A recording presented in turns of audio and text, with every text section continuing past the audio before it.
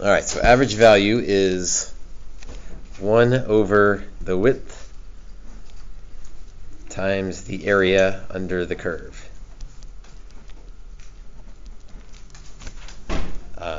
And so that area under the curve, that question C, not to jump ahead, but we're jumping ahead, this is the area under the curve, and so that will be the answer to question C, that area.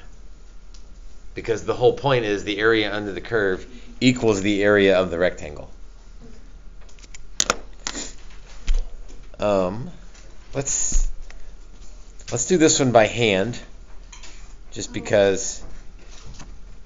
I got it. Figured it out? Yeah. Let's keep going anyway, just as a good review here. So x squared minus 6x plus 9 dx.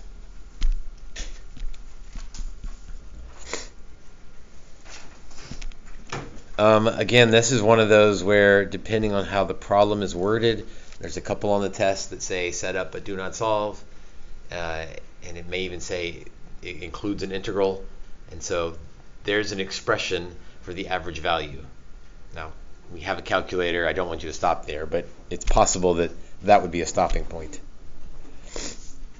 X cubed over 3 minus 3x squared plus 9x from 2 to 5. So, you would want a calculator for this one. 125 over 3 minus, minus 75 plus 45 minus, plug in 2, 8/3 minus 12 plus 18. Yeah, that would be a safe stop. So let's just stop there. There's the average value. We could go on if we needed to, but that's the average value. Thank you. Part B, find C such that f of C equals that. Well, here's where we'll have to find it, because that means x minus 3 squared equals that average value. So it would be time to grab a calculator, which means, why don't we just back up and do it from the get-go. From 2 to 5, x minus 3 squared dx. So that's the area divided by the width. So 1. So the average value is 1.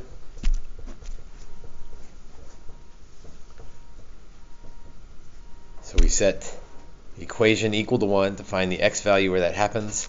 And reminder, it's got to be on 2 to 5. So square root both sides, plus or minus 1, which means we might have two answers. We'll see. So 3 plus or minus 1. So 4 and 2, and both of those are on the interval, so we're okay with both of those answers. And part C was, we already figured out the area. The area was 3. Sketch the graph of f and a rectangle. I don't want to do that. How about that? You'd have a calculator if you needed to do that.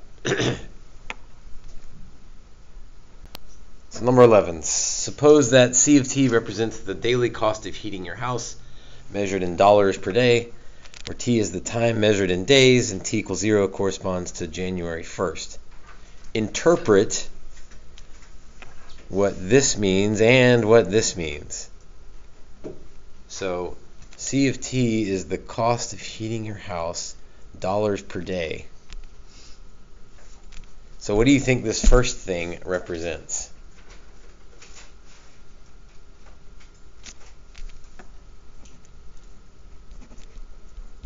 C is dollars per day. T would be measured in days. So what does that first one represent?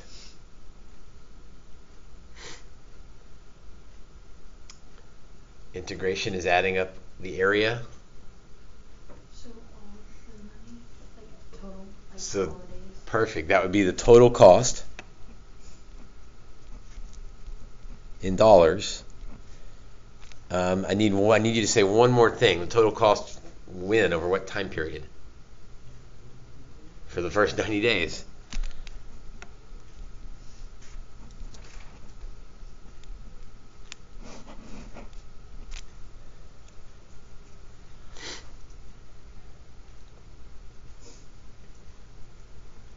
Now the second one, well, we already said what this is. This is the total cost.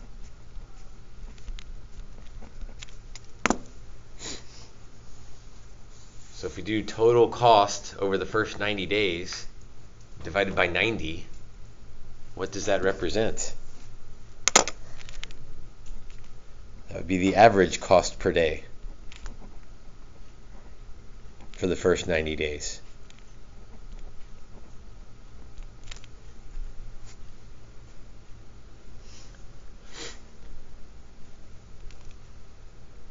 So I like question 11. It doesn't, nothing to calculate. You don't need a calculator.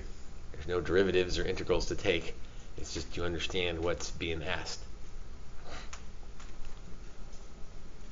Number 12, use the figure on the right. Find the integral from 1 to 6 of f of x dx. So what is it? How am I going to do this? Given this figure, how am I going to find this integral?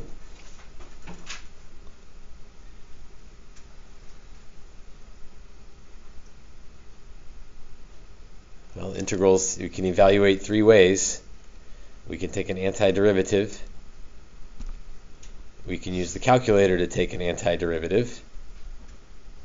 Or we can do what? What's our last method for evaluating integrals? It was the way we did it the very first thing on the last test even. Area under the graph. So this looks fancy, but it's not a difficult problem. We just want the area under the graph from 1 to 6. So I guess what some people would do is just sort of count the squares. Let's see, that's 1,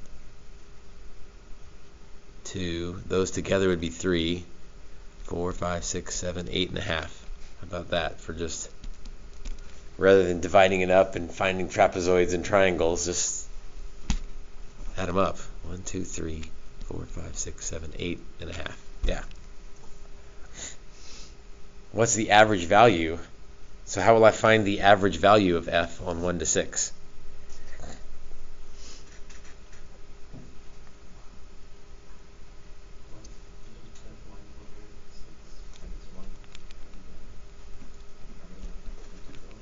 Yep, and we just found that integral.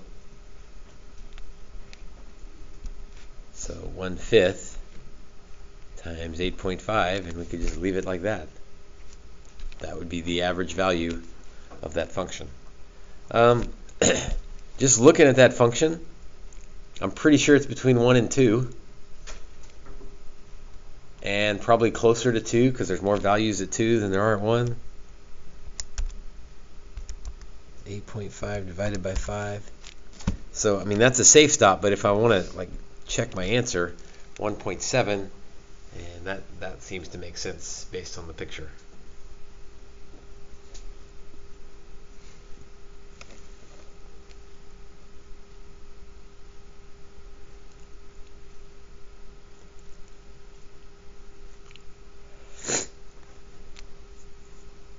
Number 13. Using the figure on the right, estimate the integral from -3 to 3 f of x dx. 1, 2, 3. 1, 2, 3.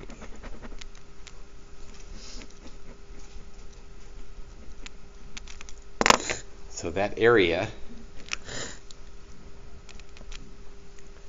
is going to be negative or positive, just by looking at it. Should be able to tell. Negative because there's more below the axis and above the axis. Estimated means We can use whatever method we want. I'm going to say that kind of looks like a triangle. So 1, 2, 3, 4, and a height of 3. So I'm going to say that area is -6. Not exactly, but it says estimate, and the triangle looks reasonably close. I think the same thing on the other one. I can do a triangle that's reasonably close. 2 wide, 1 high. So that would be 1/2. That would just be 1. So I'm going to estimate that area to be -5. I have no idea how accurate that is, but it said estimate, and I've sort of shown my work by sketching those triangles in, so I feel good about that answer. Which of the following average values of f of x is larger? From -3 to 3, or from 0 to 3? What do you think? Which of those is bigger? Why do you say 0 to 3? Right, it's positive, or at least it might be 0, but it's close to positive anyway. If you include -3 to 3, it's definitely going to be negative. So 0 to 3 would be the greater value. That's a great AP multiple choice type question, where that's a quick one. It's a concept one. It's a quick one. There's no calculations to do, but it's definitely testing your calculus knowledge.